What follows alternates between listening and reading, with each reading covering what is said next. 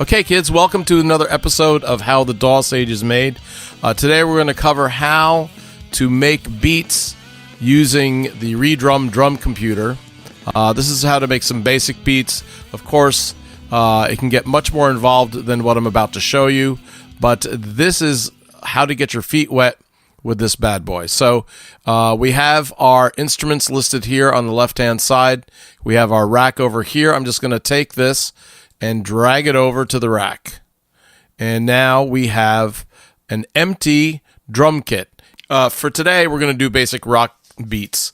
Groove Masters Rock Kit number 2. This is a pretty good one. So I'm going to take that and drag it over to the ReDrum drum kit. And we can audition these sounds by clicking on the play button at the top of each of the sounds. So each one of these bars or areas or groups of controls are sounds, and these are controls for those sounds, and you can audition them by doing this.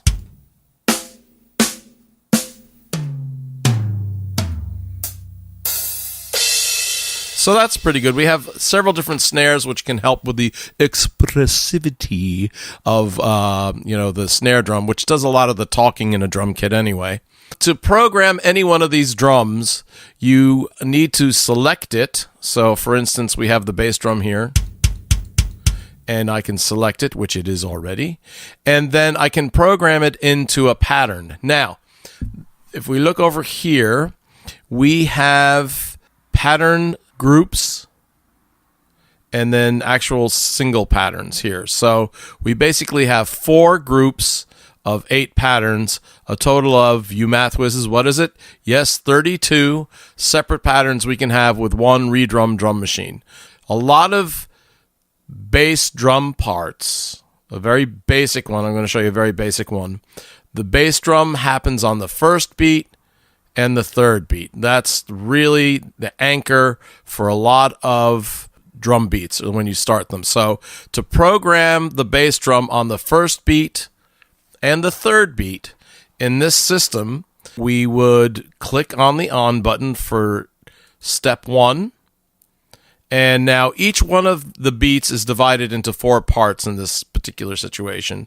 So the second beat would be starting on 5, and then 4 after that would be 9. So our third beat would be on 9. And this is what that sounds like. Now we can play this just by simply clicking on the run button.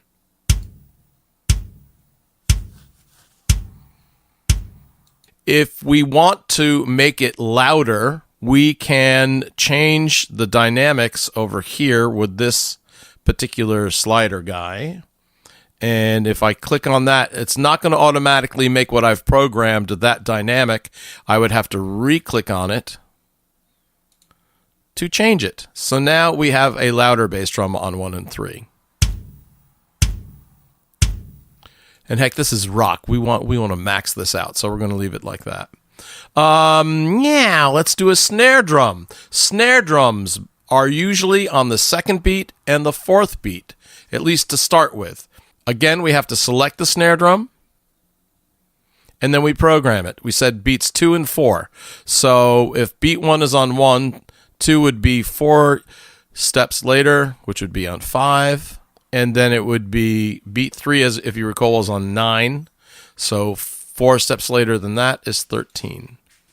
And now we have programmed a bass drum and a snare drum. Bass drum on 1 and 3, snare drum on 2 and 4. Ladies and gentlemen, the hit that you've been waiting to hear, a basic snare drum, bass drum beat. Here we go.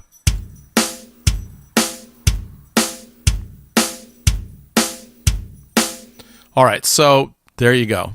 Now, believe it or not, that hokey sounding thing is basically the structure of a lot of drum beats. Let's make it sound a little more interesting. What was that you said? Yes, let's add the hi-hat. So now the hi-hat remains over here, or lives over here in this particular drum kit. And we have closed and open. We're going to use closed in this case. And the hi-hat happens every 8th note. In this sequence of 16 steps, every 2 steps we're going to put a hi-hat. So let's select the hi-hat. Hi-hats, because they're busier, don't necessarily need to be as loud. And so we have hi-hat now on all the eighth notes. We have snare drum on 2 and 4, and bass drum on 1 and 3.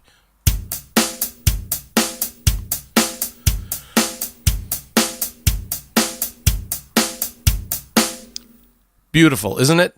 So that's kind of basically it for the basic structure of a rock beat. Now, one of the things you can do is add accent notes or offbeat notes in the snare drum. And one of the most popular ones, so we're going to go to the snare drum here, is to put one just a step before the third beat of the bass drum. So if the bass drum was on 9 here, one might add a accent note on the 8th step, and you would get something that sounds like this.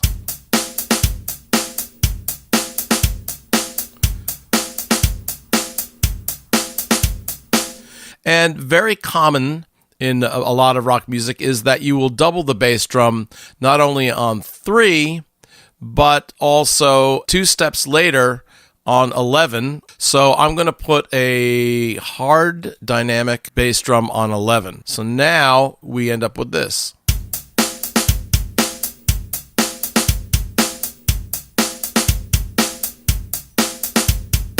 It's starting to sound a little more like something, right? Okay.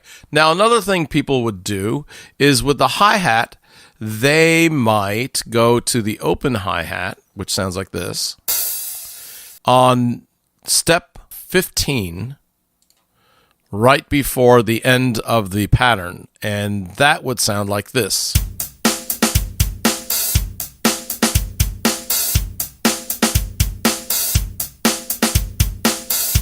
To review, bass drum on 1 and 3, we added it half note or eighth note later on 11. Snare drum on the second beat and fourth beat, which is 5 and 13 in terms of steps. And we also added a little accent note on step 8. Okay, and then the hi-hat is every eighth note, which is on all the odd numbers, except for the very last odd number, which is 15, where we put an open hi-hat. Now, let's listen to it one more time.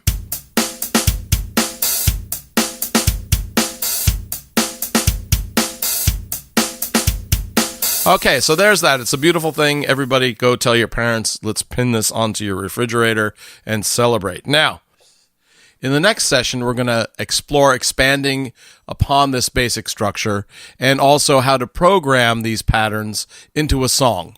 So I hope you check in with me next time at How the DAW Sage is Made. And please remember, kids, to study your chemistry.